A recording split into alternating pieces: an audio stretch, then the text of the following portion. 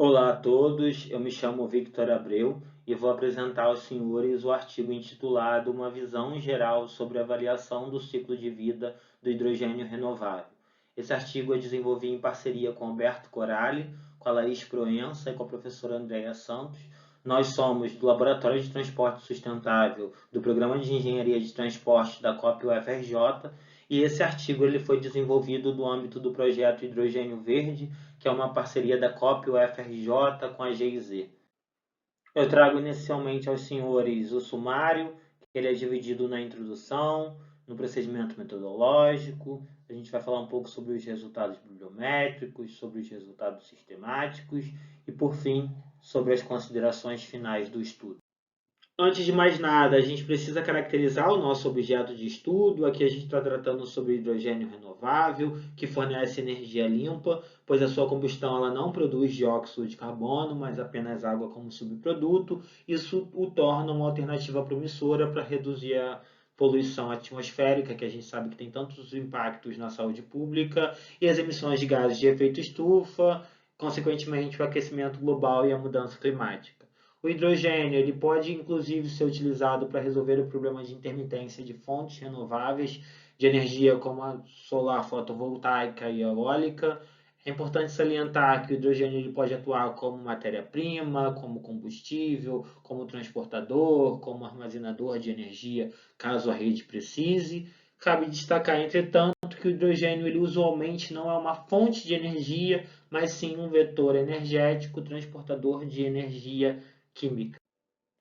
Nesse slide em específico, a gente tem uma ideia das diferentes terminologias que o hidrogênio ele pode obter, e essas terminologias ela vem muito do processo, se há emissão de CO2 ou não, da cor em específico, a cor hoje em dia está caindo em desuso, e especificamente da matéria-prima. Por exemplo, se a gente pensa em matérias-primas não renováveis, como carvão, cor marrom, óleo fóssil, cor preta, gás natural, cor cinza. Aqui especificamente a gente está falando do hidrogênio renovável, então é o hidrogênio que ele é obtido por fontes renováveis, como energia eólica, solar fotovoltaica ou hídrica. Aí a gente tem como exemplo a eletrólise, que não produz emissão de CO2 e tem como matéria-prima a água. Ainda na introdução, a gente precisa entender que, embora o hidrogênio renovável ele seja considerado um combustível limpo durante a sua fase de uso, ou seja, combustão direta ou uso em células de combustível, a sua produção tem impactos negativos no meio ambiente. Então, a gente precisa realizar uma avaliação do ciclo de vida, a ACV, para quantificar a carga ambiental, que é uma avaliação que é amplamente reconhecida na indústria e na academia, para avaliar diferentes tecnologias, aqui a gente está aplicando especificamente ao hidrogênio, e apoiar a tomada de decisão. Nesse sentido, esse artigo ele tem como objetivo realizar uma revisão sistemática com abordagem bibliométrica sobre estudos que tratam da análise do ciclo de vida do hidrogênio renovável, coletados por meio de buscas diretas em uma base de alcance e cobertura satisfatórios, que é a Web of Science. O processo metodológico adotado nesse estudo ele consiste em 5 passos, sendo o primeiro o protocolo de revisão sistemática, o segundo as buscas direta e documental, o terceiro a triagem dos artigos, o quarto o desenvolvimento do repositório de pesquisa, o quinto o relatório de resultados e discussão. Além disso, eu trouxe aqui a tabela das estratégias de busca. A gente vê que os tópicos eles combinam palavra-chave diretamente relacionada à análise do ciclo de vida, combinando com hidrogênio renovável e hidrogênio verde. Sempre é óbvio os termos em inglês para ter uma maior abrangência. A gente considera todos os índices da base de dados, existe uma série de critérios de inclusão, de qualificação, e a gente também expõe aí a data de realização das nossas buscas. Aqui estão expressos alguns resultados bibliométricos. Primeiro, a evolução das publicações ao longo dos anos. A gente nota que começou a ser falado sobre o assunto em 1998, mas que o crescimento ele foi bem pequeno com o passar do tempo. Em 2016 que começou a crescer, com ápice no número de publicações em 2022, mas ainda assim a gente vê que existem poucos estudos sobre a temática. Trouxe também os principais periódicos, isso é importante para orientar pesquisadores menos experientes sobre onde eles podem submeter seus estudos. A gente vê aí diferentes journals internacionais com elevado fator de impacto. A gente vê aqueles específicos para a área de hidrogênio, outros para a área de poluição, outro para a área de energia, outro para sustentabilidade em geral. Bom, um resultado bibliométrico bastante interessante é a rede de comunicação entre as palavras-chave. Conforme os senhores podem notar, a gente tem uma rede bem robusta, composta por 884 itens, 38 clusters, 9.915 links e conexões. A gente tem palavras-chave mais recorrentes, até mesmo pelos critérios de busca que a gente utilizou, os TS. A gente tem como, por exemplo, análise do ciclo de vida, hidrogênio, energia, mas a gente tem outras palavras igualmente importantes, por exemplo, mostrando o papel desempenhado pelo hidrogênio, seja ele matéria-prima, combustível, transportador, armazenador. A gente tem os diferentes processos utilizados com destaque para a eletrólise. A gente também pode falar das fontes de fornecimento de energia, seja ela eólica, seja ela solar fotovoltaica, e outras diversas informações que as redes de comunicação entre as palavras-chave elas podem nos fornecer.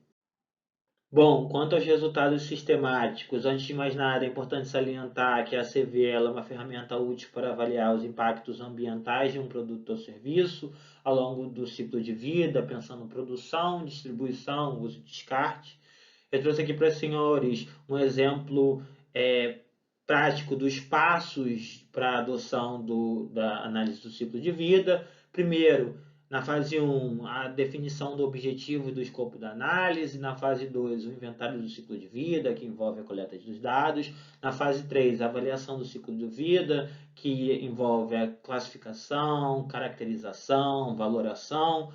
Na fase 4, a interpretação do ciclo de vida, que envolve a identificação dos principais problemas, avaliação, análise de sensibilidade, que é super importante existir. E na fase 5, a comunicação dos resultados propriamente ditos. Além disso, destacando especificamente a fase sobre o inventário do ciclo de vida, eu criei aqui um esquema adaptado, é claro, de Campus 2012, da fronteira do sistema relacionado à avaliação do ciclo de vida.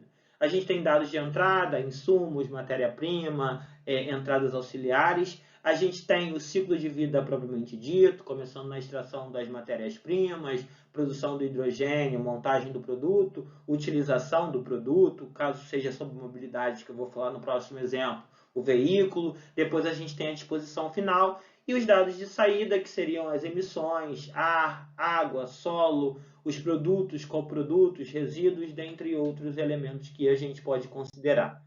Aqui eu trouxe um específico para a parte de mobilidade, que nós somos os especialistas na parte de mobilidade. Começando para a extração dos recursos naturais, a gente sempre tem que pensar que a gente tem um consumo de energia e, como resultados, a gente gera uma emissão, um resíduo, produção do hidrogênio.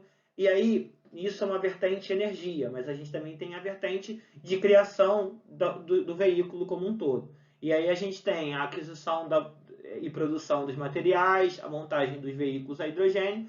Aí depois a gente tem a fase de uso do veículo a hidrogênio e a disposição final. Lembrando que sempre a gente precisa também tratar da manutenção do veículo, da infraestrutura, da manutenção da infraestrutura, pensando sempre berço, portão e túmulo. Além disso, a gente sabe que ele pode voltar para o início do ciclo caso a gente faça a reciclagem, que é altamente importante. Bom, ainda sobre os resultados sistemáticos, eu vou falar aqui algumas considerações. Nós temos muito mais resultados no nosso artigo, mas pelo tempo limitado eu vou falar sobre apenas 3 outros pontos. Durante a avaliação do impacto do ciclo de vida, o aquecimento global ele foi a categoria de impacto mais abordada, seguida bem de longe pela acidificação, eutrofização, destruição da camada de ozônio, formação de oxidantes, dentre outros. A maioria dos sistemas de energia de hidrogênio aplica os limites B suporta ao portão, enquanto os limites B suporta ao túmulo, ou seja, do início ao fim, ele geralmente é aplicado à mobilidade, como o exemplo que eu falei anteriormente, e que um principal gap literário é que houve falta de informações sobre a qualidade dos dados nas escolhas metodológicas durante a análise do inventário do ciclo de vida. No entanto, as informações sobre as fontes de dados, elas geralmente são relatadas.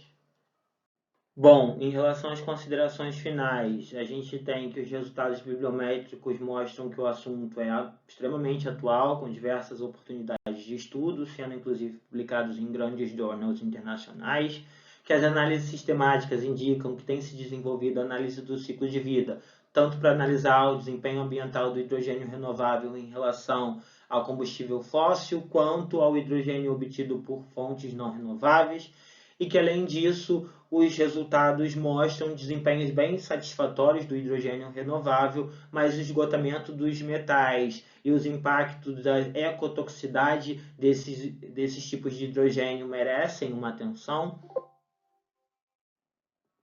Além disso, sugere-se que ainda precisam ser elaborados mais estudos utilizando dados completos e confiáveis que representem adequadamente o sistema analisado e, com a crescente importância da análise do ciclo de vida no setor de hidrogênio renovável, é essencial que novos estudos sejam realizados para explorar sua aplicação em setores específicos, como transporte e indústria, além de tipos específicos de produção de hidrogênio renovável, como as tecnologias eletrolíticas.